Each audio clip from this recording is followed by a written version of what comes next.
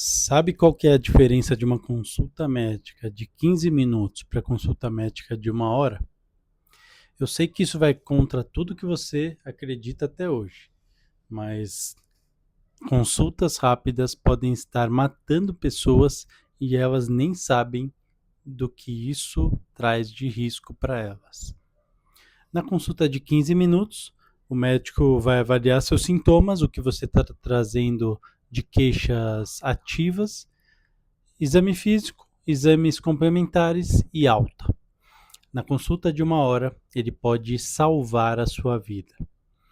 E hoje eu quero trazer para vocês algumas experiências que eu já tive de vidas que eu mudei por conta do tempo da minha consulta e da intensidade de proatividade que eu tive na hora de questionar sintomas. Então fica aqui comigo que você vai ver a diferença de uma consulta de 15 minutos para de 1 hora.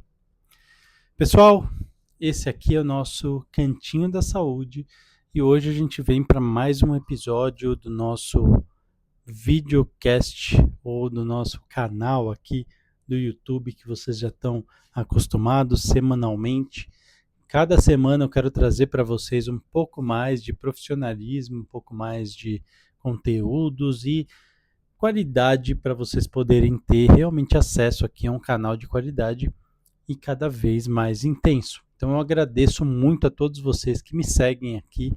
Hoje já somos em 105 seguidores, isso vem crescendo de uma forma bem rápida, estou muito feliz com isso e agradeço muito a todos vocês. Então, me apresentando, meu nome é César Buchala, eu sou médico clínico intensivista, sou especialista em gestão de saúde, gestão de qualidade e segurança do paciente e também sou pós-graduando em gestão em finanças e sou CEO, fundador e consultor sênior da Consultri, que é um ecossistema de gestão em saúde, um dos maiores talvez do Brasil e onde nós trazemos para médicos, profissionais da saúde, conhecimento, apoio, consultorias, mentorias e até uma comunidade de gestão em saúde. Então, se você não conhece ainda os serviços da Consultri, vai ter um QR Code aqui na tela para você entrar, conhecer nosso site e também saber um pouco mais como a gente pode te ajudar, tanto na frente de gestão, de consultório, de clínicas, quanto hospitalar e até mesmo em gestão, autogestão da saúde de pessoas. Pessoal, eu falo muito sobre Slow Medicine ou Medicina Sem Pressa no meu Instagram, aqui no YouTube, no meu Substack, em vários lugares em que eu posto conteúdo, eu falo sobre a gestão, a medicina sem pressa, que a gente também chama como Slow Medicine. A Slow Medicine, ela nasceu da Slow Food, que é um movimento de comida sem pressa, justamente pensando em apreciação do tempo ali, da alimentação e de uma forma com consciência, com uma integração, né, saúde, comida e pessoa. E dentro dessa frente a gente viu crescer a Slow Medicine como uma proposta de uma medicina sem pressa. Dentro, principalmente no Brasil, de um cenário em que as operadoras de saúde pressionam o médico, talvez não de uma forma intencional, mas muito mais de uma forma para obter eficiência operacional, a ter consultas mais rápidas. Infelizmente, a medicina não é uma área que é uniforme. Então, nós temos áreas que se adaptam muito bem a consultas rápidas de 15, 20 minutos, às vezes até menos, e outras áreas, como a minha, por exemplo, a clínica médica, a geriatria, a terapia intensiva, que exigem um tempo maior de interface ali, de contato do paciente com o médico, e que justamente faz muita diferença para detecção de problemas que às vezes o paciente não traz espontaneamente, uma anamnese bem feita, uma criação de vínculo, tudo isso em 15 minutos é praticamente impossível. E infelizmente hoje muitos médicos, talvez por inexperiência e por pressão e às vezes até mesmo por necessidade, acabam atuando com uma consulta, uma interação médico-paciente que dura às vezes 15, no máximo 15 minutos. Quando a gente está falando de uma consulta de retorno, mesmo na clínica médica, eventualmente pode ser que uma consulta consiga durar 15 minutos, porque às vezes você vai só questionar exames ou avaliar como o paciente está, fazer um exame físico, e isso pode sim durar 15 minutos.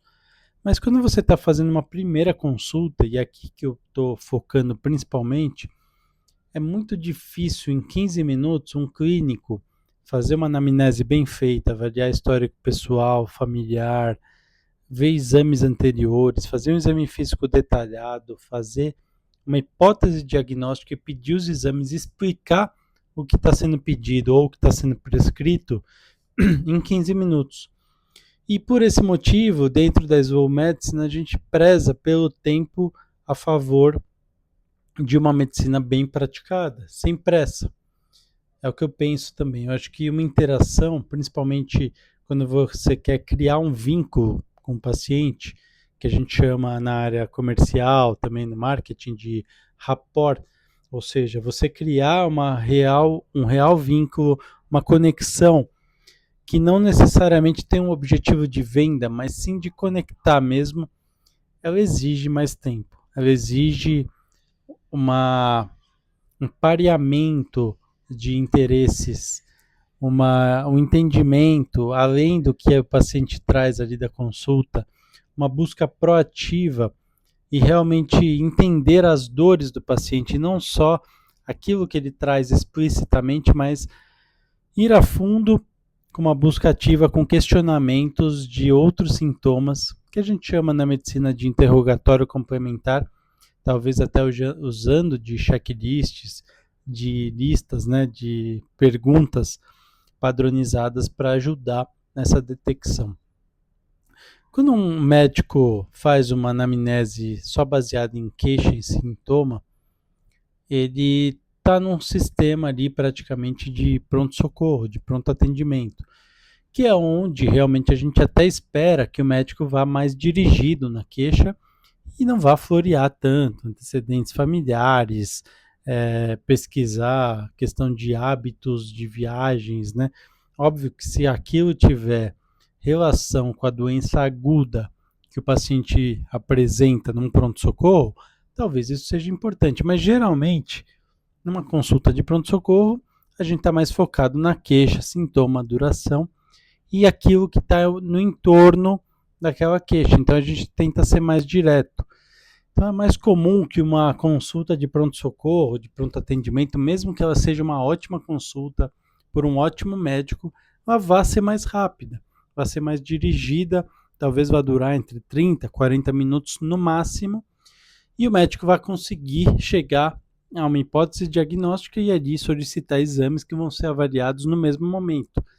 Essa talvez seja uma diferença grande entre o médico de consultório ambulatorial e o médico do pronto-socorro, e que talvez a gente não saiba diferenciar. Então, se eu estou no meu consultório, eu estou vendo um paciente e eu não sei quando ele vai voltar, eu vou tentar extrair dele ao máximo de informações, porque eu tenho um grande risco de uma não adesão ao tratamento que eu vou propor, ou até mesmo de não realização daqueles exames. Então, se eu conseguir, com uma boa anamnese, um bom exame físico, juntar hipóteses e chegar a uma hipótese diagnóstica bem assertiva e passar isso para o paciente, sem dúvida alguma, eu vou passar mais confiança para o paciente, eu vou trazer uma assertividade maior e talvez até uma conduta já dirigida. Talvez eu consiga já, depois daquela consulta, iniciar um tratamento mesmo sem o exame complementar. O exame complementar talvez vá me ajudar muito para direcionar um tratamento mais adequado, mais preciso, mas talvez eu já saia do consultório com uma prescrição de medicamentos ou de tratamento para o paciente que vai criar um vínculo, sem dúvida alguma, muito maior. Você imagina se você vai num consultório e o médico te fala que ele nem imagina o que você tem. A chance de você confiar nesse médico é muito menor.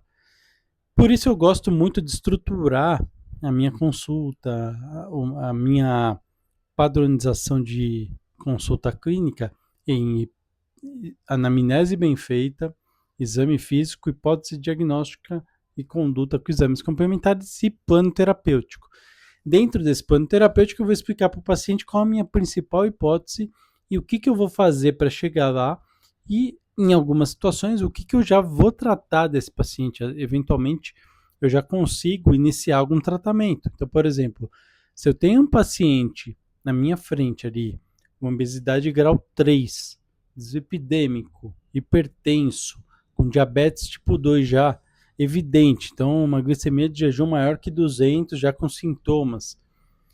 Eu não vou ficar esperando a minha glicemia de jejum, minha hemoglobina glicada.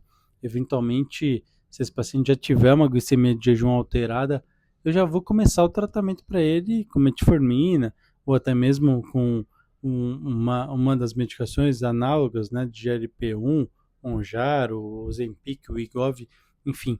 Eu já vou tirar esse paciente do consultório com uma prescrição dirigida para uma hipótese diagnóstica forte. Isso vai me trazer uma confiança, um vínculo médico-paciente muito maior. E com certeza isso vai trazer também uma diminuição de desperdício de tempo. Esse paciente vai perder menos tempo fazendo exames para complementar e para iniciar o tratamento, às vezes 1, 2, 3 meses depois. A gente sabe que o ser humano é procrastinador por natureza. Então, se a gente deixa essa opção para o ser humano de, eu vou fazer o exame só depois eu vou passar no médico, geralmente ele vai demorar muito para marcar essa consulta de retorno.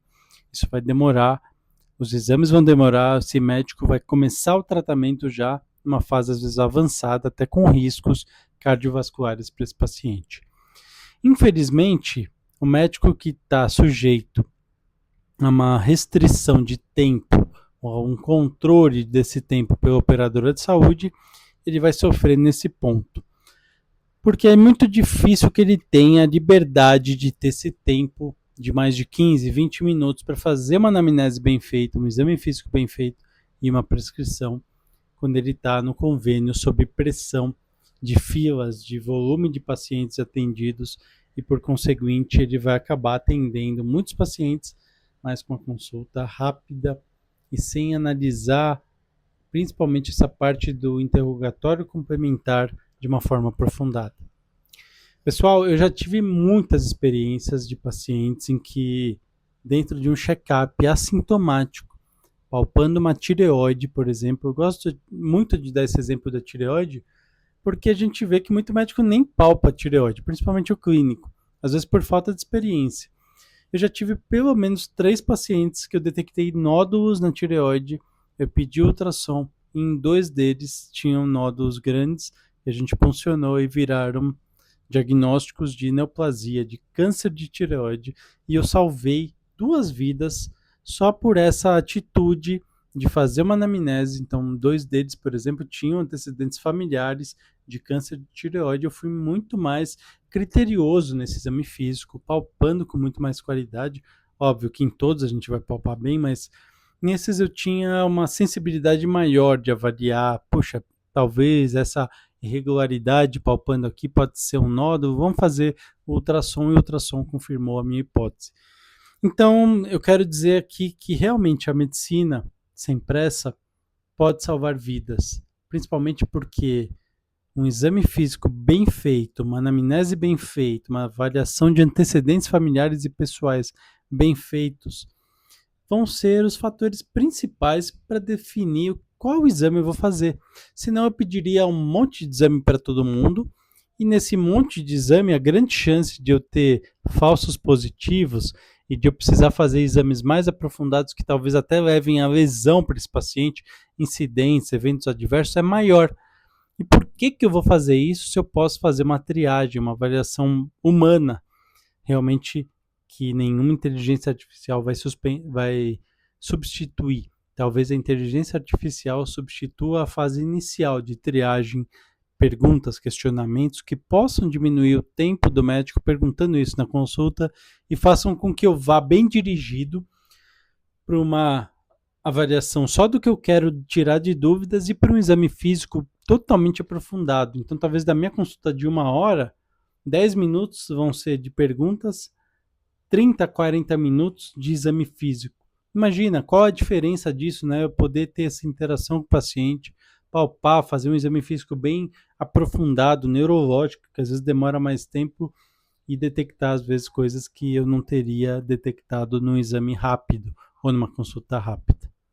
Então, eu não tenho nenhuma dúvida, e a ciência, os estudos mostram que a slow medicine, a medicina sem pressa, salva vidas. Então, se você está na dúvida na hora que você vai pagar um médico, puxa, será que eu vou no do convênio ou será que eu vou no médico que realmente vai se preocupar comigo? Eu não estou falando que não tenham médicos de convênio bons. Eu só estou falando que é muito pouco provável que em 15 minutos algum médico consiga te dar uma boa consulta. Então pense muito nisso. Será que nesse tempo curto de consulta você vai ter um bom diagnóstico? E talvez médicos bons também façam consultas maiores, mas poucas. Porque se ele ficar fazendo uma consulta de convênio em que ele vai ganhar R$ 100 ali, talvez por hora, por consulta, ele talvez não sobreviva, né? Como médico hoje, em São Paulo, por exemplo, é difícil você manter uma qualidade de vida ganhando R$ 100 numa consulta de uma hora. Então, pense nisso, você paciente, quando você for marcar a sua consulta, se realmente você está pensando em uma consulta que realmente vai melhorar a sua vida, ou salvar, ou prevenir um problema, ou se você só está indo lá para uma queixa e resolução. Porque talvez, se o seu problema for um problema agudo, com uma queixa e resolução, é melhor você ir no pronto-socorro do que marcar uma consulta, às vezes, com um médico de convênio que não vai nem conseguir te examinar. Pessoal, esse é o nosso Cantinho da Saúde. Eu espero que vocês tenham gostado dessa nossa outra edição, desse nosso outro episódio semanal. Eu espero vocês na próxima semana. Então, se você ainda não está inscrito, se inscreve no nosso canal. Tem vídeo toda semana, tem pelo menos 2 vídeos, tem shorts, tem o nosso Spotify com entre planilhas e plantões. Então, se você ainda não está inscrito lá, também se inscreve. Tem nosso Instagram, @Dr. César Buchala, TikTok, @Dr. César Buchala, LinkedIn. E é isso, pessoal. Se você é médico profissional da saúde, quer ajuda da gente, a Consultri está aqui para te ajudar também, @consultri.br no Instagram, LinkedIn a mesma coisa, e a gente vai te ajudar a melhorar a sua gestão e ter também um cuidado maior e melhor, com maior rentabilidade, com melhores resultados para você. Obrigado e até a próxima.